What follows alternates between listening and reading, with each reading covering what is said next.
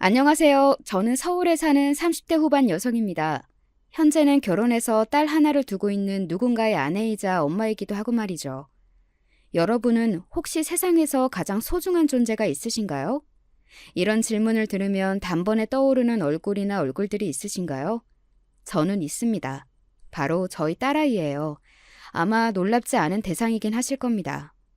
이 사연을 들으시는 대부분의 분이 제 질문을 들으셨을 때 떠올리셨던 얼굴들이 자식일 테니까 말이죠. 세상 모든 부모에게, 아니, 세상의 많은 부모에게 가장 소중한 존재는 다름 아닌 자식이죠. 저도 그렇고요. 원래 저는 순하다, 참을성이 많다, 뭐 이런 말을 자주 듣는 편의 성격인데 딸아이의 문제에서는 그렇지 않은 편이에요. 남들이 보면 조금 유난스럽다고 생각할 만큼 저는 저희 딸아이를 무척이나 사랑합니다. 그렇게 된 데에는 사실 들으시면 이해하실 만한 이유가 있기는 해요. 지금부터는 그 이야기를 조금 들려드릴게요. 저는 남편과 직장 동료였습니다. 직장에서 만나서 연애하고 결혼했어요. 남편은 성품이 바르고 성실하기로 사내의 소문이 자자한 사람이었습니다. 게다가 인물도 좋아서 여자 직원들에게 인기가 참 많았어요.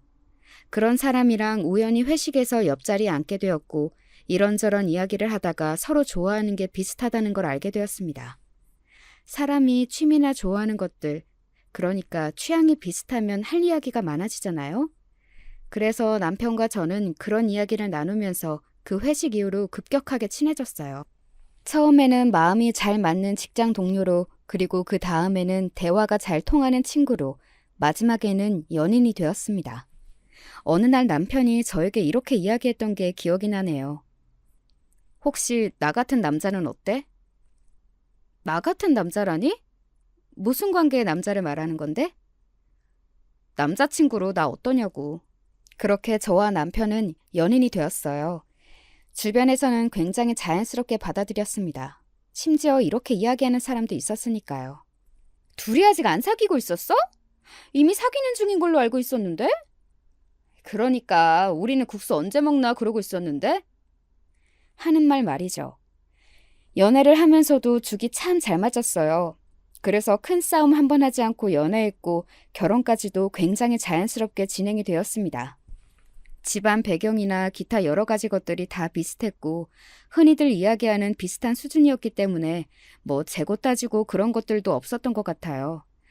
뭐 물론 그렇지 않더라도 그럴 생각은 서로 없었을 거로 생각하지만 말입니다.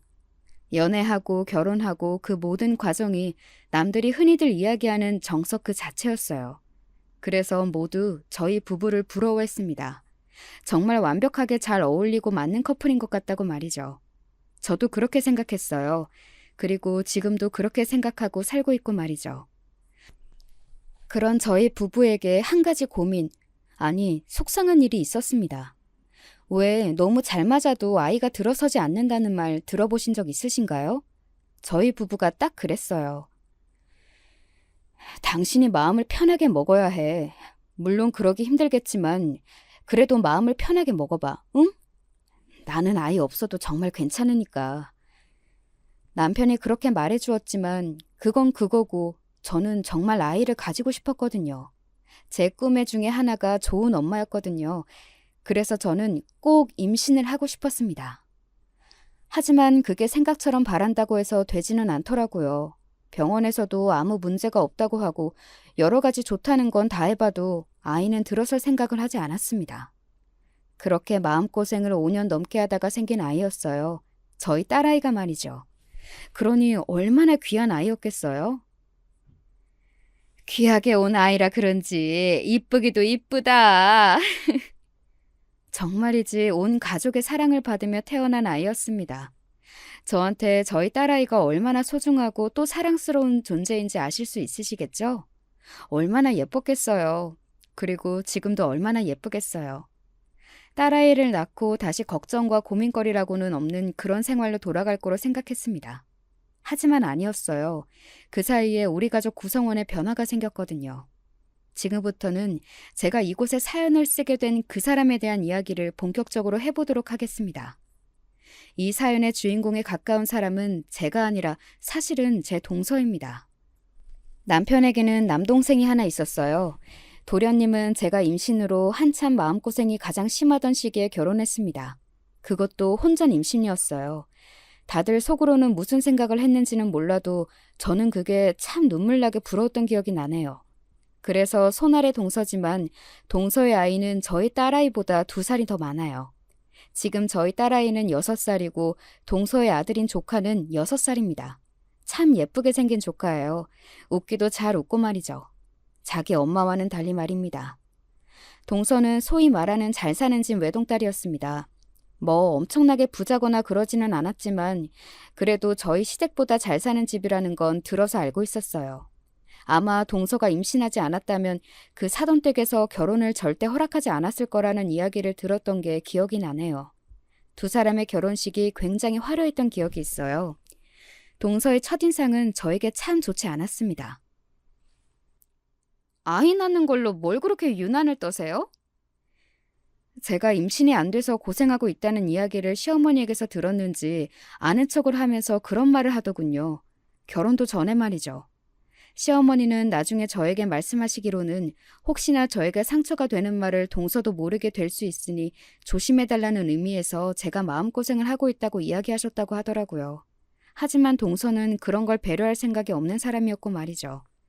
당연히 가장 아픈 부분을 아무렇지 않게 건드리는 사람에 대한 인상이 좋을 리 없었습니다. 하지만 제 생각보다 더한 사람이었어요. 동서는 말이죠. 대충 동서가 어떤 사람인지 아실 수 있는 일화 몇 가지를 들려드릴게요. 한 번은 시아버지 생신 때 있었던 이야기입니다. 촌스럽게 생신을 무슨 집에서 하시겠대요? 금전적으로 부담을 주기 싫으신 거지. 밖에서 먹으면 돈을 많이 쓰니까. 집에서 간단하게 집밥이나 다 같이 먹자고. 제 말에 동서가 인상을 팍 쓰더군요. 그거 돈 얼마나 한다고. 진짜 거지도 아니고. 뭐? 방금 뭐라고 했어? 형님한테 한 말 아니니까 신경 쓰지 않으셔도 돼요. 아무리 그래도 그렇지 시아버지한테 거지라뇨. 그것도 그런 말을 들으실 상황도 아니었는데 말이죠. 저는 정말 놀랐거든요. 어떻게 그런 말을 할 수 있나 싶어서 말이죠. 제가 멍하게 동서를 보고 있자 웃으며 어깨를 으쓱하더군요. 정말 아무렇지 않은 듯 말입니다. 그리고 이런 일도 있었습니다. 무슨 대화를 하다가 저에게 이런 질문을 하더군요. 아주버님이 벌어다 주는 돈으로 생활이 되세요? 남편은 대기업에 다니고 있었고 그것 아니더라도 제가 결혼 전과 임신 전까지 모아둔 돈도 많았고 무엇보다 저나 남편 집안이 나쁘지 않았거든요. 동서는 그리고 그걸 알고 있었어요. 그 정도로 저희를 무시할 만큼 동서의 집안이 차이가 나게 잘 사는 집안이 아니기도 했고요. 물론 더 잘 사는 건 맞지만요. 어디 다니는지 몰라?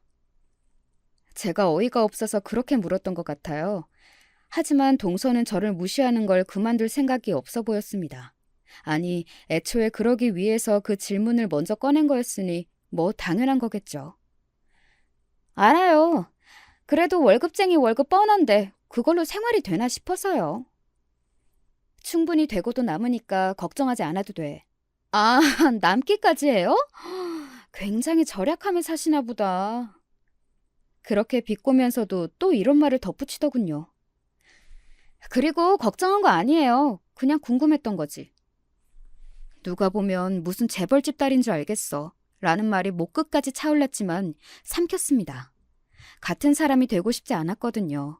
제가 거기서 똑같이 되받아치면 그냥 같은 수준이 되는 거잖아요. 그리고 한 번은 동서가 말을 너무 가리지 않고 해서 시어머니에게 혼났던 적도 있어요. 아니, 김치 안 드셔도 된다니까요. 그래도 가져가. 이거 익으면 맛있어. 아니, 싫다는 사람한테 억지로 쥐어주는 건 너무 배려가 없으신 거 아니에요? 그리고 저희 사모는 거 있다니까요? 왜 자꾸 이렇게 뭘 주고 이런 유난을 떠세요? 싫다고요. 동서는 버럭 소리를 지르더군요. 저는 순간적으로 그 자리에서 굳었던 기억이 납니다. 아무리 싫다고 해도 시어머니에게 그 정도로 소리를 지를 일이 아니잖아요. 김치를 가져가라는 일이 말입니다. 게다가 많지도 않았어요. 한 통이었습니다. 그것도 작은 통으로 한 통 말이죠. 너 어른한테 말버릇이 그게 뭐니? 오냐오냐 해주니까 내가 우스워 보여? 시어머니가 단호하고 엄한 얼굴을 하고 그렇게 이야기하니 동서는 놀란 듯 보였습니다. 아니, 그게 아니고 싫다는데 주시니까.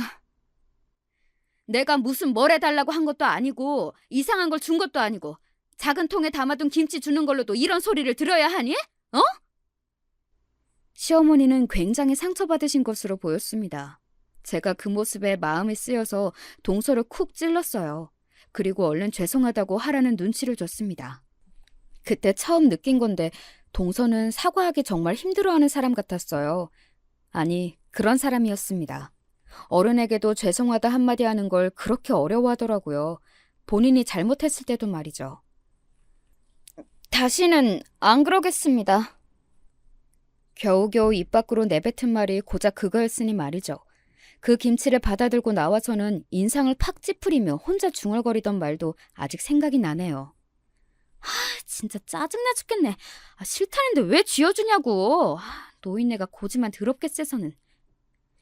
제가 그 말을 듣고 한 소리 했던 기억도 나네요. 동서 고집이 더 세 보이는데?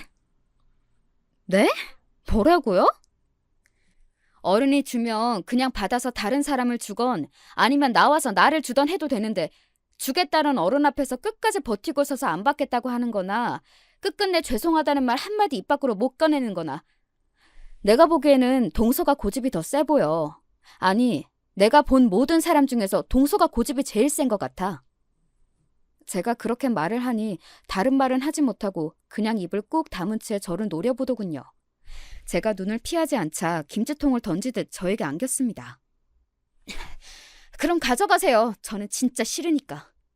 라고 말하고는 인사도 없이 차를 타고 쌩하니 가더라고요. 그런 일도 있었네요. 동서는 그뿐만은 아니었습니다. 저도 귀가 있어서 듣는 이야기들이 있었거든요. 동서는 시댁과 제 욕을 그렇게 하고 다닌다고 들었어요.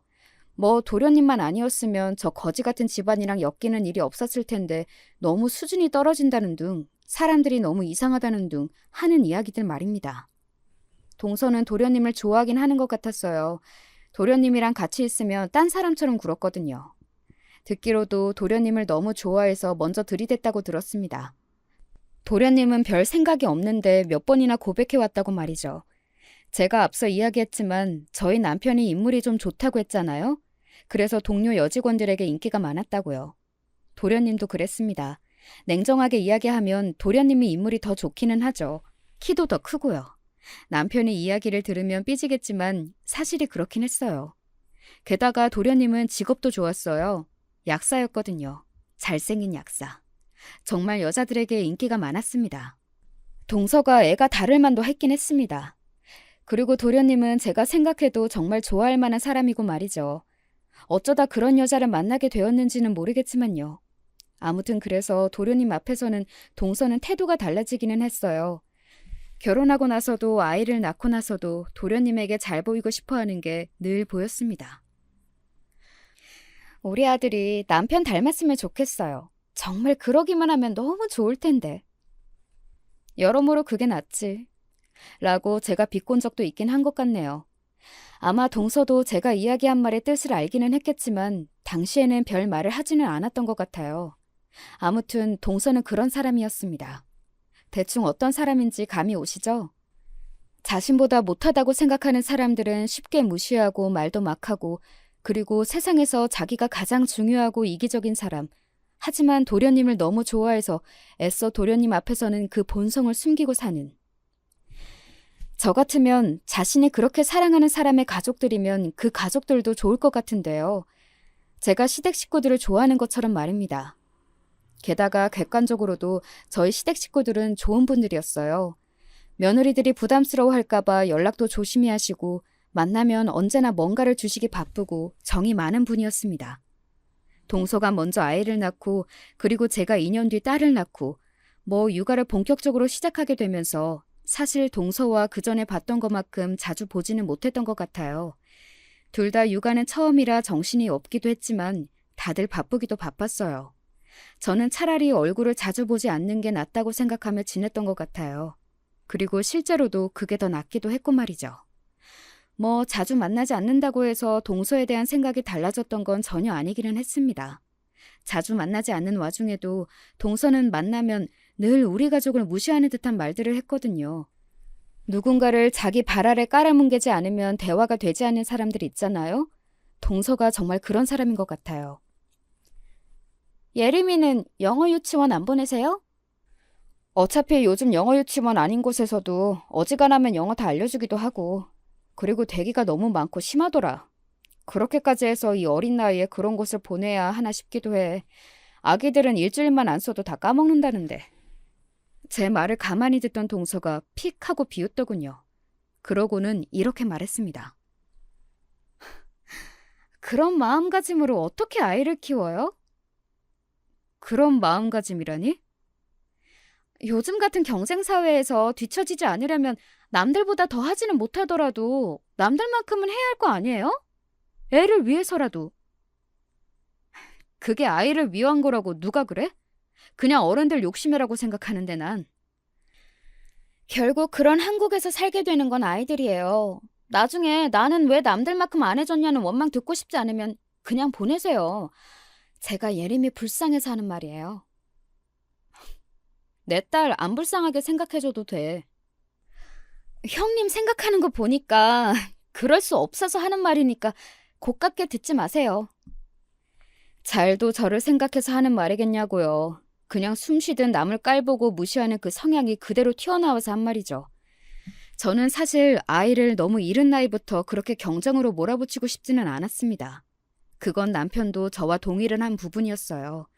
그리고 남편 또한 어차피 공부로 성공하는 사람은 상위 소수밖에 되지 않고 아이의 적성에 맞는지 아는지도 모르는 공부를 벌써 부모의 욕심으로 과도하게 시키느니 조금 여유를 가지고 생각해보자고, 정말 아이의 적성을 함께 찾아보자고 그렇게 이야기했었고 말이죠. 그래서 우영이는 영어 유치원 나와서 영어 잘한대요? 정말 어느 날 그게 너무 궁금해서 시어머니에게 물었던 기억이 납니다. 시어머니는 제 질문에 어이가 없는 듯 픽하고 웃으며 이야기하시더군요. 잘하기는 무슨, 맨날 애 잡았다고 하더라. 그래서 한 번은 하기 싫다고 울고 그랬대. 본인이 저렇게 싫어하는데 억지로 시킨다고 그게 머리로 들어가나? 내가 한 번 그만 보내는 게 어떻겠냐 했더니 나를 무슨 손주를 사랑하지도 않는 할머니 취급을 하길래 그냥 입 다물었다. 조카는 공부에 썩 소질이 없는 건지 하기 싫어하고 또 딱히 잘하지도 않는다고 하더군요. 그래서 동서가 아이를 굉장히 닥달한다고요. 조카가 불쌍하다고 생각했습니다. 그렇게 유난히 남과 자신을 비교하기를 좋아하는 엄마 밑에서 어떻게 클지 솔직히 눈에 훤히 보였거든요. 시어머니도 세세하게 이야기는 하지 않으셨지만 그 부분을 굉장히 염려하시고 있는 것 같았고 말이죠. 최대한 마주치지 않으려, 그리고 그런 대화 주제가 나오거나 하면 제가 입을 다물거나 자리를 피하는 걸로 동서와의 대화를 길게 이어가지 않았어요. 왜 그런 말이 있잖아요. 똥이 무서워서 피하냐, 더러워서 피하지 하는 말입니다. 제가 동서를 대하는 심정이 딱 그 심정이었거든요. 그냥 더러워서 내가 피한다. 동서는 저를 만나면 저를 무시하거나 저희 집을 무시하거나 늘 항상 무시하면서 자신이 저보다 잘난 걸 확인받고 싶어 했는데 제가 동서와 대화를 이어나가지 않고 본인을 아예 상대해주지 않자 그건 그거대로 화가 많이 난 듯 보였습니다. 점점 쌓여가는 게 느껴지기는 했어요. 언젠가 한번 폭발할 수도 있겠다 생각은 했었던 것 같아요. 그런 식의 폭발이 될 거라고는 꿈에도 상상조차 해보지 못했지만 말입니다. 오늘은 동서가 폭발하게 된, 제가 오늘 사연을 쓰게 된 결정적 계기가 되었던 그 사건에 대해 지금부터 이야기해 드릴게요. 동서는 그날 화가 많이 났습니다. 시어머니가 이런 말을 하셨거든요. 아이고, 나는 살다 예림이 같은 영특한 애는 처음 본다. 예림이가요? 뭘 보고 그러시는데요? 그날은 정말 오랜만에 가족들이 다 같이 밥을 먹기로 한 날이었습니다. 시아버지는 잠시 외출하셨었고 제 남편이나 도련님은 일을 마치고 오기로 해서 그 집에는 저와 시어머니, 동서, 그리고 조카와 저희 딸 이렇게 5이 있었어요. 아니, 글쎄 애가 책을 끼고 살아서 그냥 그런가 보다 했는데 조금 전에 내가 영특하다고 했더니 그 단어의 뜻을 애가 알더라고. 겨우 5살짜리가 영특하다는 말을 어떻게 알아들어? 저희 딸아이는 책을 정말 좋아했습니다. 하루 종일 책을 끼고 있었고 특히 언어에 관심이 많았어요. 영어는 물론 한자 같은 것도 좋아했습니다. 그냥 뭐든 읽고 보고 쓰는 것에 관심이 많은 아이였어요. 그건 저도 알고 있었습니다. 아니, 제가 엄마니까 가장 잘 알고 있었죠. 아유, 그리고 전에 둘째한테 들었는데 유치원에서도 칭찬이 자자하다며 예림이 똑똑하다고. 그건 그냥 유치원 선생님이 부모님들 기분 좋으라고 하는 말이죠. 뭐. 그리고 애비 자기 딸 일이라면 해볼래서 객관성도 없어요. 아유, 그래도 나는 오늘 보니까 예사 애는 아니야. 시어머니가 딸아이를 칭찬하면 할수록 동서의 얼굴이 어두워지는 걸 저는 알 수 있었습니다. 솔직히 동서가 뭐라고 신경을 정말 쓰고 싶지는 않았지만 동서가 본격적으로 골질을 하기 시작하면 결과적으로는 제 기분도 잡치기 때문에 만날 때면 동서의 기분을 살피게 되기는 했어요. 동서를 위해서가 아니라 제가 기분이 상하기 싫어서 말이죠. 동서의 표정이 좋지 않다는 걸 시어머니도 눈치를 챘고 시어머니도 아차하는 표정으로 입을 다무시더군요. 시어머니도 저와 비슷한 마음이셨을 겁니다. 동서가 입으로 무슨 말을 뱉을지 예상이 안 되는 사람이었으니 어지간하면 건들고 싶지 않았겠죠. 하지만 이미 늦었더군요. 동서는 이미 빈정이 상할 대로 상했고 상당히 긁혀있는 상태였습니다. 잠시 뒤에 그걸 알 수 있었습니다.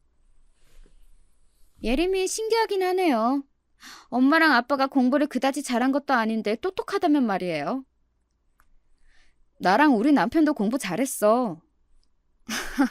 솔직히 저희만큼은 아니잖아요? 그 정도면 잘했다고 할 수는 없죠. 그냥 남들 하는 만큼 딱 그 정도, 무시받지 않을 정도만 한 거지. 아니었습니다. 뭐 동서와 도련님은 대한민국에서 가장 좋다는 대학을 나온 건 맞아요. 하지만 남편도 2~3번째 되는 정도의 대학을 나왔고 저도 나름대로 유명한 대학을 나왔습니다. 이름만 대면 그래도 오, 공부 좀 하셨나 보네요. 소리 들을 정도는 되었어요. 그런데 동서는 늘 그런 식이었습니다. 자신과 도련님 미치면 다 미친 사람이었어요. 그건 아니지 않아? 그러면 대한민국에 좋은 대학이 어딨어? 우리나라에는 하나밖에 없다고 생각하는데요, 좋은 대학은? 본인과 도련님이 나온 대학을 이야기하는 거였겠죠. 저는 동서의 그 표정과 말투에서 알 수 있었습니다. 오늘 굉장히 피곤한 날이 되겠구나, 사사건건 시비를 걸겠구나 하는 걸 말이죠. 그리고 그 정도로 끝나지 않은 날이 되었지만요. 뭐 어릴 때 영재 소리 듣던 애들도 결국은 부모가 어떻게 하느냐에 따라서 다 갈리잖아요. 게다가 예림이는 영재 정도도 아닌 것 같고. 대체 무슨 말이 하고 싶은 거야? 제가 아이 이야기에 인상을 확 찌푸리며 말했어요. 동서는 씩 웃더군요. 제가 기분이 상한 걸 즐기는 사람처럼 말입니다. 예림이가 안 됐다고요. 부모님의 교육에 관심이 있고 잘 가르치는 사람들이었으면 저 재능을 더더 키워줬을 텐데. 남의 자식 걱정하지 마. 우리가 알아서 해. 동서는 참 오지랖도 크고 넓어. 걱정이 되니까 그렇죠. 상대방이 원하지 않는 걱정은 안 하는 게 맞아. 사실 제가 마음먹고 본격적으로 말싸움을 하기 시작하면 동서는 저한테 상대가 안 될 게 너무 불보듯 뻔했어요. 동서는 언제나 말도 안 되고 또 남을 깔아뭉개기 위한 말을 하는 것 말고는 할 수 있는 말이 없기도 했지만 저는 원래 논리적으로 말싸움을 잘하는 사람이었거든요. 그래서 친구들도 저랑 싸워서는 이길 수 없다는 말들을 했었고요. 아무튼 제가 맞는 말을 하니 동서는 뭐라 말을 더하지는 못했습니다. 하지만 꽁한 게 보였어요. 그런 거 있잖아요. 반박할 말은 없는데 뭐라고 시비는 걸고 싶어 죽겠는 사람의 얼굴 말입니다. 동서의 얼굴이 딱 그랬던 것 같아요. 저는 그런 동서를 그냥 모르는 척했습니다. 그랬더니 결국 그 일이 터졌어요. 저에게 시비를 걸 수 없으니 저희 딸아이에게 시비를 걸기 시작했습니다.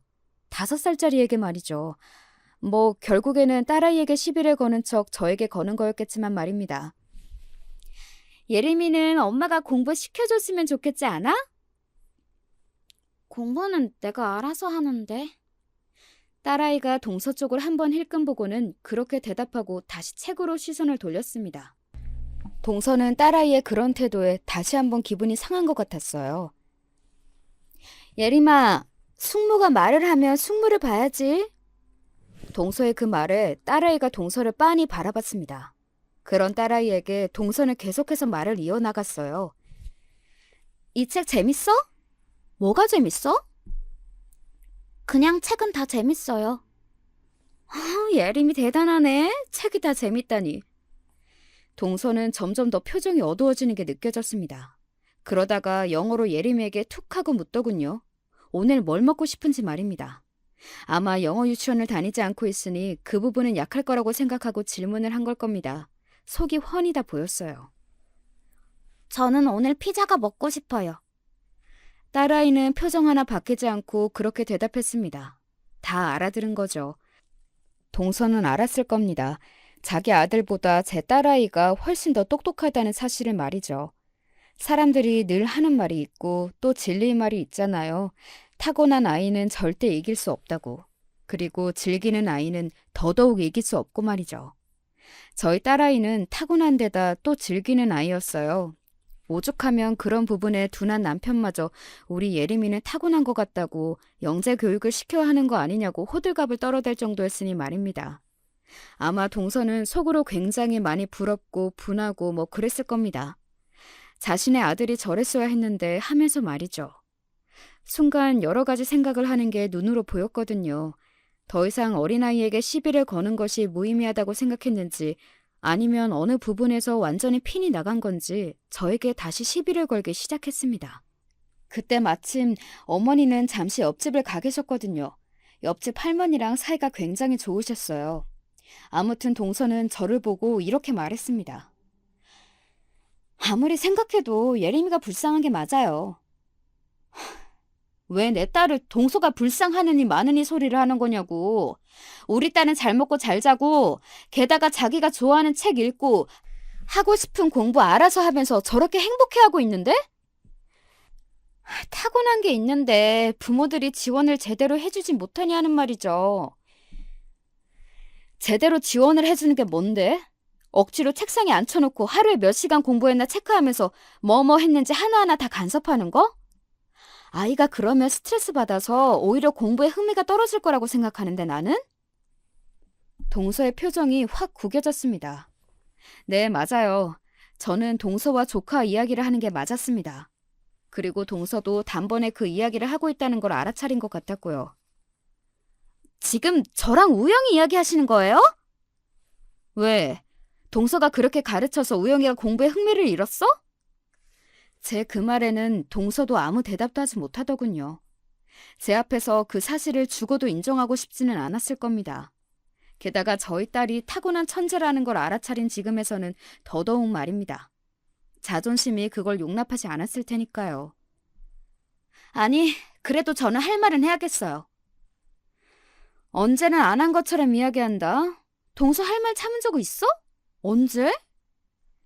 제가 콧방귀를 뀌며 그렇게 이야기하니 동서는 얼굴이 벌겋게 달아오르더군요. 그리고 약간 격양된 표정과 목소리로 저에게 이렇게 말했습니다. 이 말이 제 이성을 잃게 했던 것 같아요. 그리고 동서와 가족으로 지낼 수 없겠다는 생각도 말이죠. 예림이도 결국에는 무식하게 클 거예요. 뭐, 무식? 부모가 무식하면 대부분 자식도 그렇게 크잖아요. 예림이도 결국은 형님처럼 공부 안 해서 그저 그런 대학을 나와서 이렇게 집에서 살림이라는 망한 인생을 살겠죠. 그 말에 대체 막말 포인트가 몇 개인지 지금 생각해봐도 어이가 없어서 웃음이 나올 지경이네요.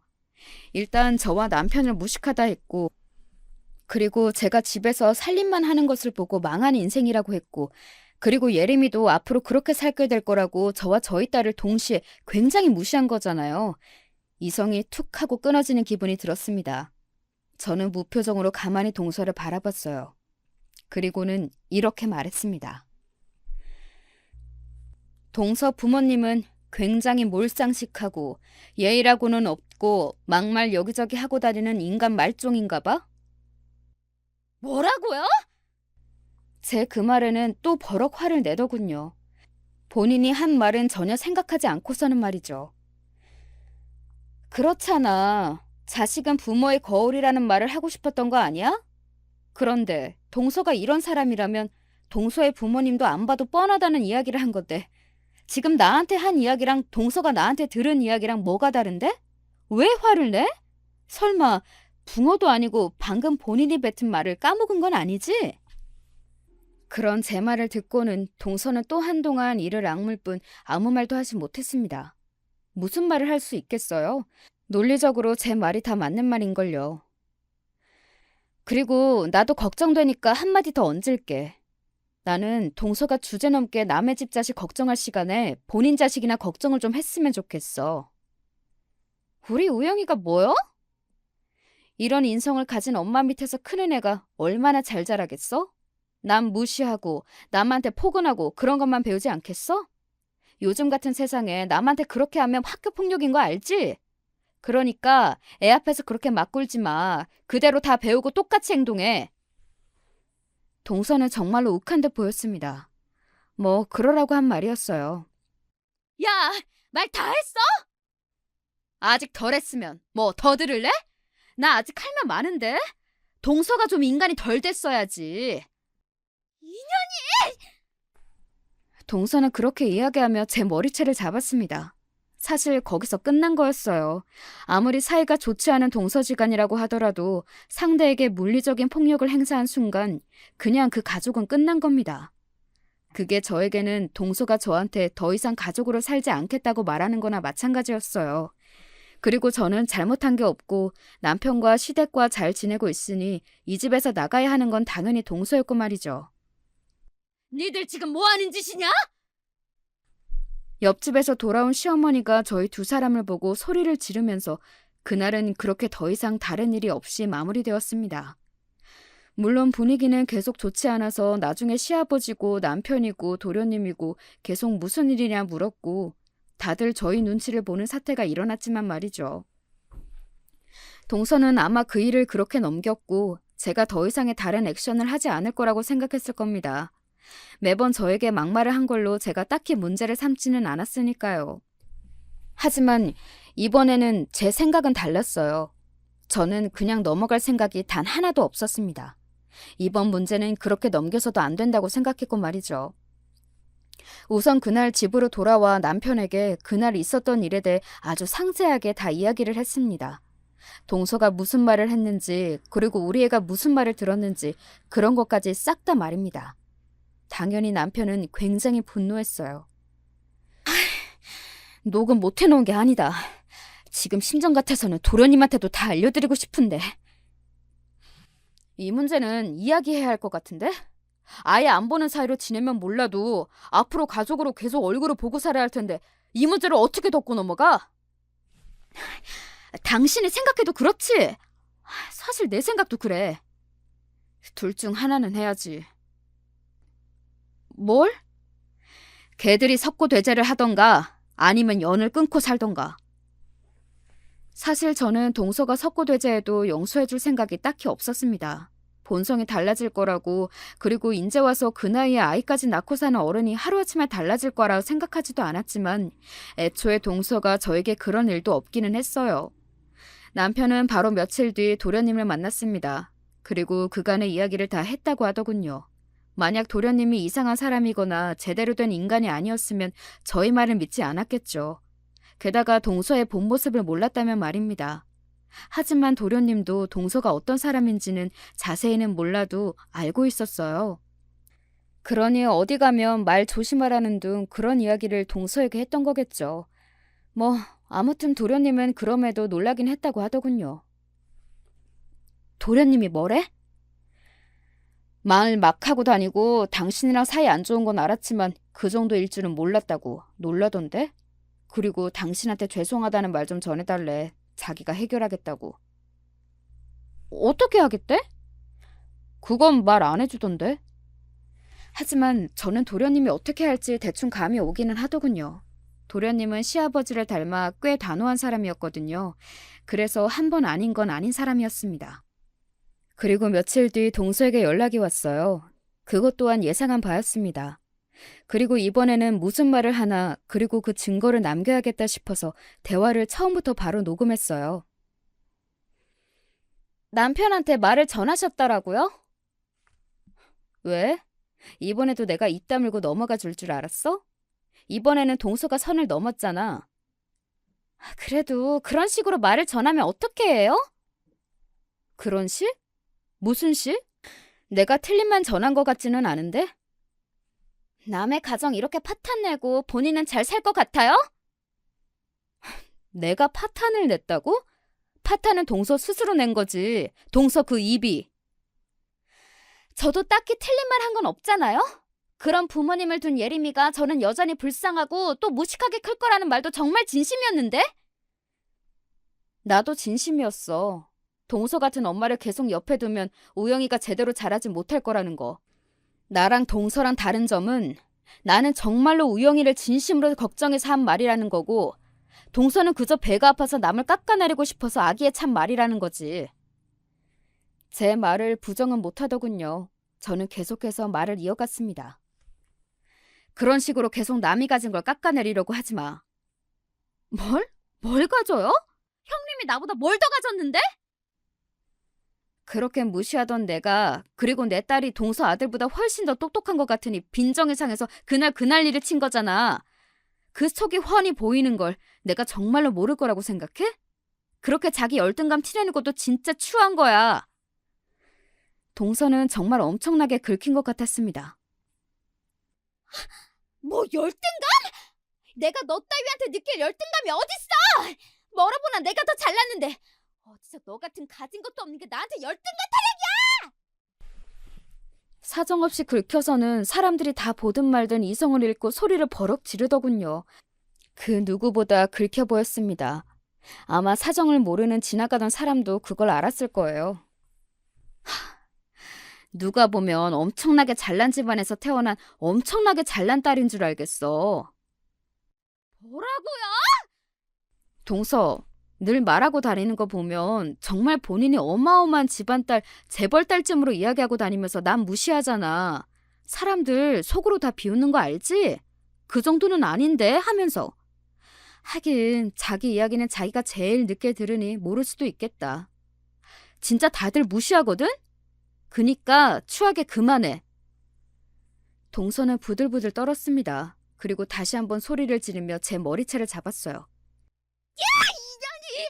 내가 너 죽여버릴 거야! 이렇게 말이죠. 그리고 저는 그날의 대화 녹음본을 그대로 도련님에게 보냈습니다. 그리고 시댁 어르신들에게도 돌려드렸어요. 당연히 시댁 어르신들은 분개하셨고 도련님을 불러 이혼을 하라고 하셨습니다. 그런 며느리한테 자신의 소중한 손자를 맡길 수 없다고 말이죠. 도련님은 이미 이혼을 준비 중인 상황이었고요. 형수님 죄송합니다. 도련님이 저한테 잘못하신 건 없는데요. 그래도요, 제가 중간에서 잘해야 했는데. 도련님은 그렇게 고개를 숙여 저한테 사과했고 또 감사의 인사를 했습니다. 제가 보낸 녹음본과 증언으로 양육권을 가져올 수 있을 것 같다고 말이죠. 보통 양육권은 엄마가 유리한 경우가 많은데 여러 가지 증거로 자신이 가져올 수 있게 될 것 같다면서요. 그리고 본격적으로 두 사람은 이혼 절차를 밟기 시작했습니다. 동서는 그날 이후로 저에게 따로 전화해 오거나 만나자는 이야기는 하지 않았어요. 제가 그날의 대화를 다 녹음했다는 걸 알게 되었으니 만나자 할 수 없었던 거겠죠. 저한테 사과를 할 일은 만무하고 또 따지러 오는 걸 텐데 그게 자신에게 늘 불리한 내용이었으니까 말입니다. 동서는 이혼하기 싫어서 버틴다고 들었어요. 반면 동서의 친정에서는 하루빨리 다 정리하고 싶어하는 것 같았습니다. 동서가 아깝거나 그래서 그런 건 아닌 것 같았고 내용이 내용인지라 이 이야기가 다른 사람들에게 소문이 퍼지는 걸 무서워한다고 들었어요. 자기 딸을 굉장히 부끄러워하고 있다고 말이죠. 동서는 자기 남편과 부모님에게 모두 부끄러운 아내이자 부끄러운 자식인 겁니다. 그렇게 살아서 뭐가 남는 건지, 왜 그렇게 사는 건지 사실 제 상식과 제가 살아온 환경으로는 도저히 이해되지 않아요. 앞으로도 이해하고 싶지도 않고요. 그리고 한 가지 더 듣게 된 소식은 이거였습니다. 우영이가 의사표현을 확실하게 했다더구나. 어떻게요? 자기는 엄마랑 살기 싫다고, 엄마가 너무 싫다고, 제발 아빠랑 살게 해달라고 말이다. 아휴, 어쩌다 자기 아들한테 그런 소리까지 듣는 인간이 되었을꼬. 조카가 동서와 살기 싫다는 의사표현을 정말 그보다 더 확실하게 할 수 없게 했다고 말이죠. 동서는 조금 충격을 받은 것 같아 보였다고 나중에 도련님에게서 그 말을 들을 수 있었습니다. 그러면 아들을 그렇게 대해놓고 자기 아들이 자신과 살고 싶어 할 거라고 생각했던 건지 그것 또한 스스로 주제 파악이 참 안 되는 사람이구나 하는 생각이 들었던 것 같아요. 그렇게 동서와 도련님은 이혼했습니다. 듣자 하니 동서는 도련님에게 위자료도 줘야 하는 판결이 났다고 하더군요. 동서는 반발했지만 그쪽 집안에서 빨리 정리를 하고 싶었던 건지 재빠르게 바로 입금이 되었다고 말이죠. 그리고 양육권은 당연히 도련님이 가져왔고 말입니다. 그 이야기를 남편에게서 들을 수 있었습니다. 당신이 녹음한 그 파일도 중요했지만 그래도 가장 결정적이었던 건 아기가 엄마랑 같이 살기 싫다고 의사표현을 강하게 한 게 컸대. 아무래도 그렇겠지? 그래도 위자료 부분에서는 당신이 준 그 녹음 파일이 꽤 중요했다고 나중에 정리가 다 되며 밥 한번 산다고 하더라. 밥 안 사도 되니까 도련님 마음 정리나 잘했으면 좋겠다. 잘할 거야. 뭐든 잘하는 애니까. 남편의 말처럼 도련님은 금방 정리가 되고 있는 듯 보였습니다. 아무래도 정이 완벽하게 다 떨어졌기 때문에 미련이라고는 단 하나도 없으니 그럴 수 있는 거겠죠. 원래 질척거리거나 생각을 자꾸 하면서 벗어나지 못하는 것도 미련이 남아있을 때 할 수 있는 행동이잖아요. 도련님은 동서와 살던 집을 바로 정리하고 시댁으로 들어갔습니다. 아무래도 일을 하면서 남자가 아이를 키우기란 힘든 일이 있었을 테니 시어머니의 도움을 받기로 한 겁니다. 시어머니는 집이 북적거리는 게 오히려 좋다고 이야기하셨고 말이죠. 그렇게 잘 지내고 있어요. 가족끼리 만나는 일도 그 전보다 많아졌고 만났을 때 분위기도 동서가 있을 때보다 훨씬 좋고 말이죠. 그걸 느끼면서 다시 한번 알았네요. 우리 집은 정말로 동서만 없으면 아무 문제가 없다는 걸 말입니다. 사실은 그 뒤에 동서가 저를 한번 찾아온 적이 있기는 해요. 이건 남편과 도련님에게 이야기를 하지는 않았습니다.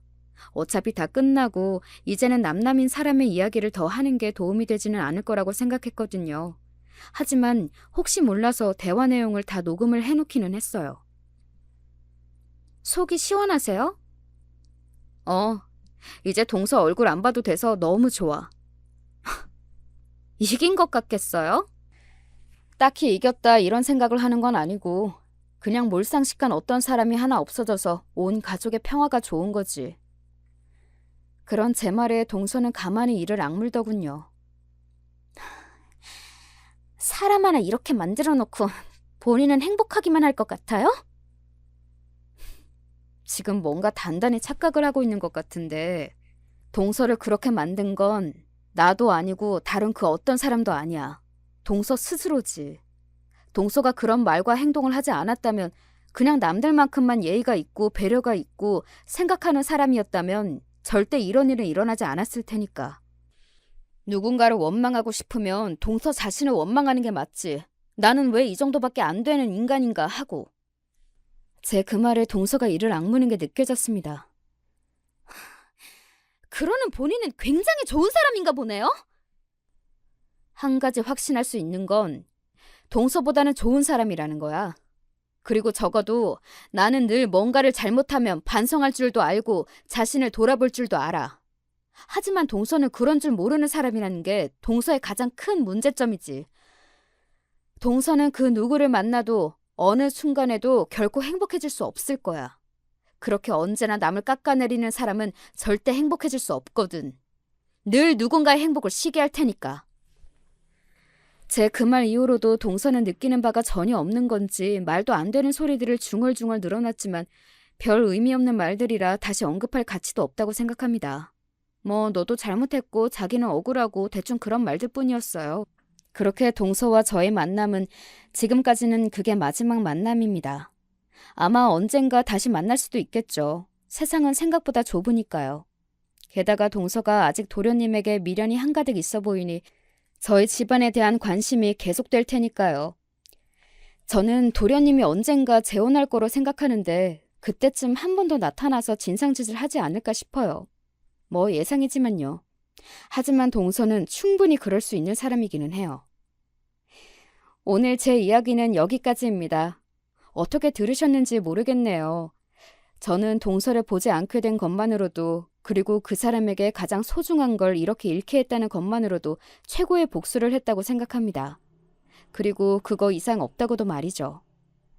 모두를 행복하게 한 결말이었으니 좋은 복수였다고 할 수도 있겠네요. 아, 동서 한 사람만 빼고 말이죠. 언제나 바르게만 살 수는 없겠지만 누군가에게 복수심을 느끼게 할 만한 짓은 하지 않고 살아야 하는 것 같아요. 자신을 위해서라도 말입니다. 이제 사연을 줄이겠습니다.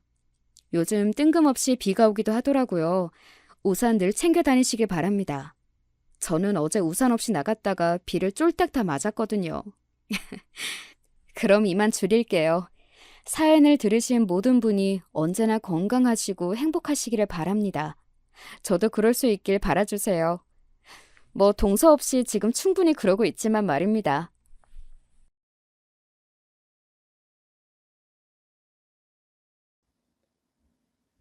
안녕하세요.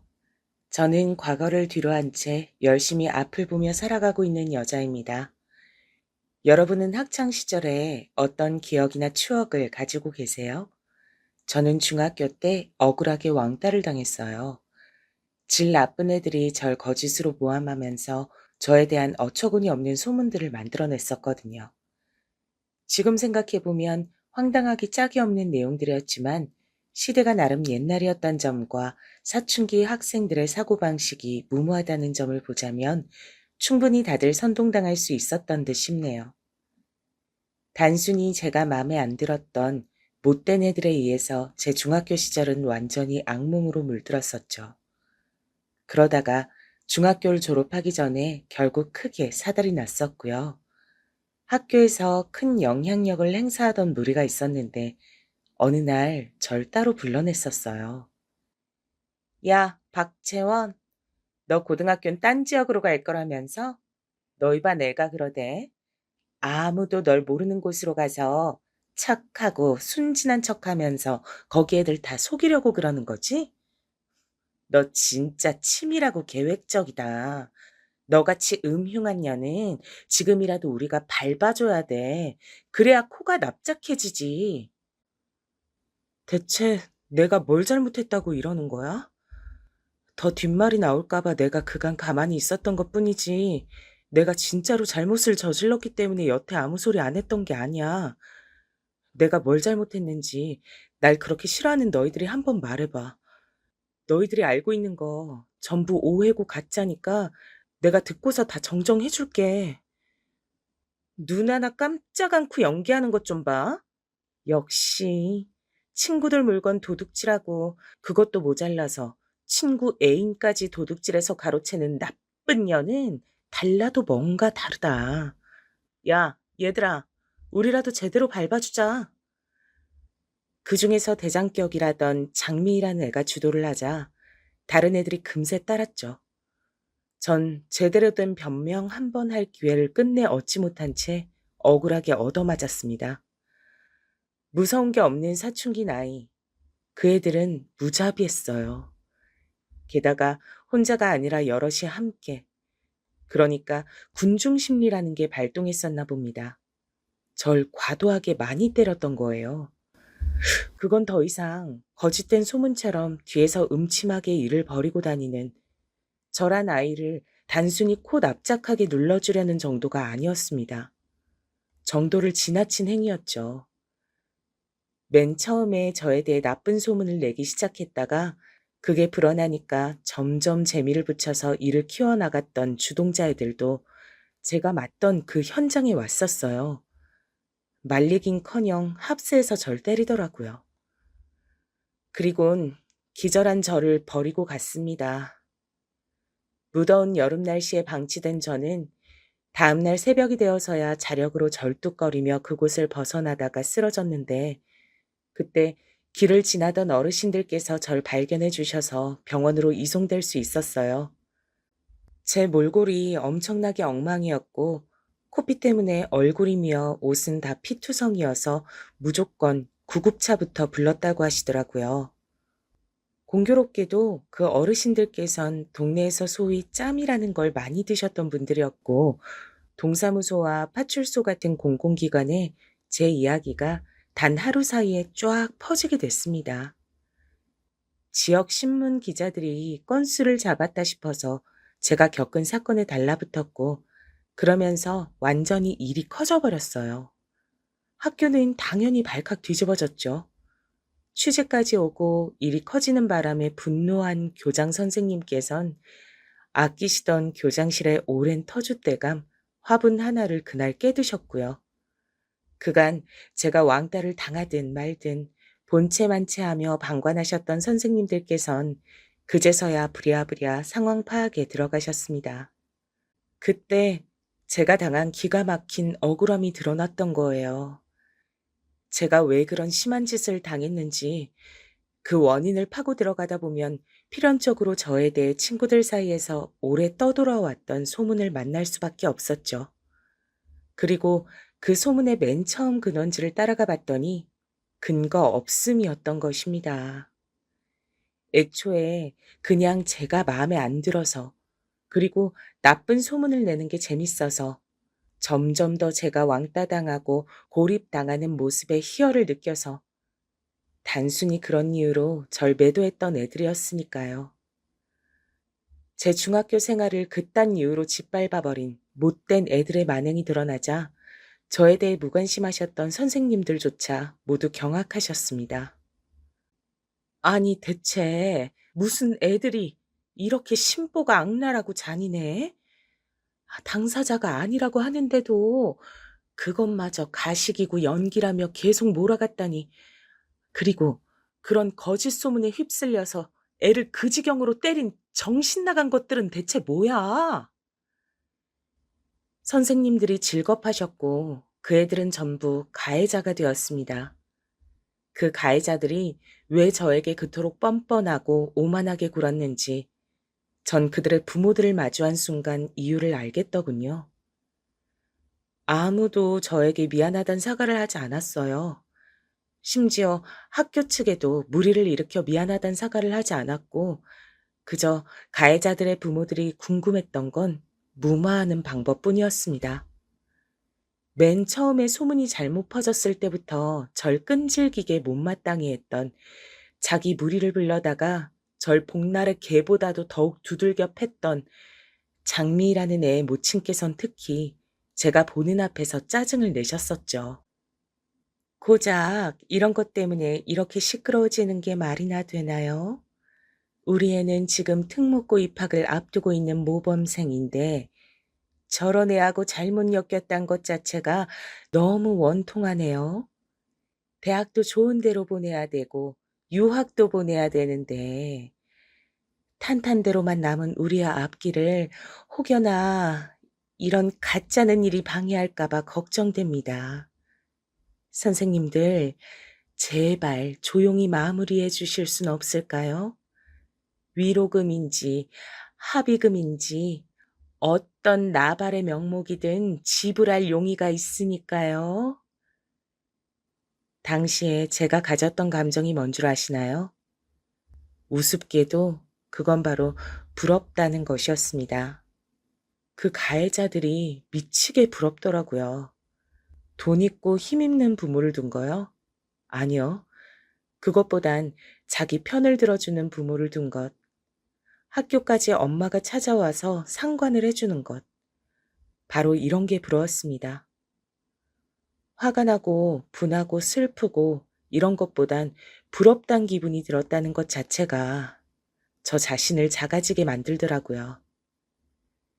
제 부모님께서 유난을 떠시는 분들이고 재력이 넘치시고 그런 분들이셨다면 진작에 선생님들께서 제가 당하는 왕따에 관심을 기울이셨을 테죠.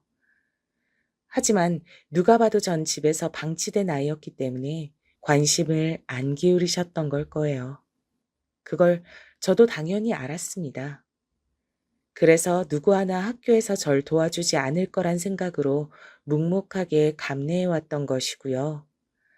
하지만 상황이 극한까지 치달아서 여기까지 오자 허무하더라고요. 어쨌거나 전 끝까지 초라한 아이였고 가해자들은 위풍당당했으니까요. 모든 것을 덮는 값으로 저에게 주어졌던 건 1,000만 원이었습니다. 가해자들 부모가 각자 얼마씩 됐었는진 모르겠고 아무튼 저에게 주어진 현금이 1,000만 원이었네요. 힘이 없던 전 그걸 받을 수밖에 없었죠. 아무도 저에게 끝내 사과하진 않았습니다. 잘못된 소문만 믿고서 절 욕해댔던 학교의 다른 모든 아이들도 마찬가지였고요. 이를 덮기로 했다는 결론이 내려지자 저에게 미안해야 할 필요가 전혀 없다고 다들 생각한 모양이었습니다. 저희 집 형편이 가해자들만큼 좋지 않았다는 건 이야기에서 짐작하시겠죠? 하지만 정말 근본적인 문제는 돈보다도 다른 것에 있었습니다. 자라나는 여자아이한테 가장 중요한 유대관계는 아마 엄마일 거예요. 엄마와 딸만큼 유대 깊은 관계는 없다고 분명 그렇게 듣고 배웠는데 저한텐 해당 사항이 없더라고요. 제가 초등학교에 들어가기 이전까진 엄마가 나름 다정다감한 모습도 있었던 것 같다고 생각을 합니다. 어린 저를 꾸미고 입히고 이렇게 하시는 것에 재미를 한참 붙이셨던 거거든요. 하지만 제가 초등학교에 입학한 이후로는 시큰둥이 하셨어요. 제가 더 이상 마냥 사리분별도 못하고 의사소통도 원활하지 않는 어린아이가 아니란 것에 흥미를 잃어버리신 걸지도 모르죠. 당신께서 고민을 실컷 늘어놓고 짜증을 내고 신경질을 내고 화풀이를 해도 되는 대상으로 제가 자라났다고 판단을 하셨던 걸 수도 있고요. 그래서 저에게 엄만 제가 학교를 다니게 된 후로 늘 피곤하고 눈치를 봐야 하는 분이셨습니다. 채원아, 너 옆집 사는 수민이하고 앞으론 놀지 마. 어울려 다니지 마. 왜요? 수민이는 바로 옆에 사니까 만나기 좋은데요. 같이 놀면 재밌고요. 엄마도 나한테 수민이랑 친하게 잘 지내라고 했잖아요. 친구끼리는 사이좋게 지내는 거라고 엄마가 그랬잖아요. 너 죽을래? 어디서 귀여운 척을 하면서 혀 짧은 소리를 내려고 간을 보고 있어. 너 그럴 나이 지났어. 엄만 있지? 네 나이 때 이미 걸어서 1시간 넘게 걸리는 곳까지 심부름 다니고 그랬었어. 네 외할머니가 엄마를 얼마나 못 잡아먹어서 안달이었는지 알아? 엄마가 고생했던 거에 비하면 채원이 넌 천국에서 살고 있는 거야. 행복해서 미쳐야 정상인 거야. 아, 알았어요. 죄송해요. 귀여운 척 하려고 한 거 아닌데. 정말 아닌데. 앞으로는 안 그럴게요. 옆집 수민이는 걔 엄마가 이상한 사람이야. 애한테 왜 자꾸 비싼 메이커 신발을 신겨? 요일별로 돌아가면서 신기는 그 얄팍한 저희가 대체 뭐냐 이거야. 거기까지 하면 될 것이지. 나한테 뭐? 어제 뭐라 그러더라? 집에 들어오다가 마주쳤을 때 채원 엄마는 주로 시장에서 옷을 사시죠? 이런 지랄은 왜 떠는 거야? 이상한 여자 같으니. 상종을 하지 말아야 돼. 그런 여자의 딸도 어떻게 자라날지 뻔해. 그러니까 애 저녁에 어울리면 안 되는 거야. 이놈의 망할 주공빌라. 빨리 이사를 가버리든 해야지. 채원아, 너네 아빤 왜 그렇게 월급이 안 오른다니? 그거 혹시 거짓말 아닐까? 우리한테 속이는 것 같지 않아? 이따가 밤에 네가 아빠한테 한번 물어봐. 애교도 살살 피면서 아빠 돈 얼마 받냐고 한번 물어봐.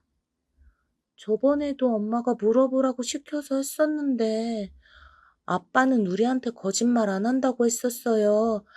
아빠가 우리한테 왜 거짓말을 해요? 그러니까 물어봤자 소용없어요, 엄마. 박채원, 얘가 진짜 너 엄마 말 안 들을래? 넌 애가 왜 이렇게 벌써부터 속을 썩여? 뭐 어쩌잔 거야? 너 사춘기 되면 내가 그땐 복장 터져서 죽을까 봐 미리 겁이 난다. 얘를 어쩌면 좋아. 벌써부터 말대꾸 따박따박 하는 꼬라지 좀 봐. 나는 너 그렇게 안 가르쳤는데. 너 누구 닮아서 이러니? 엄마는 안 닮았으니까 아빠 닮아서 이러는 거지?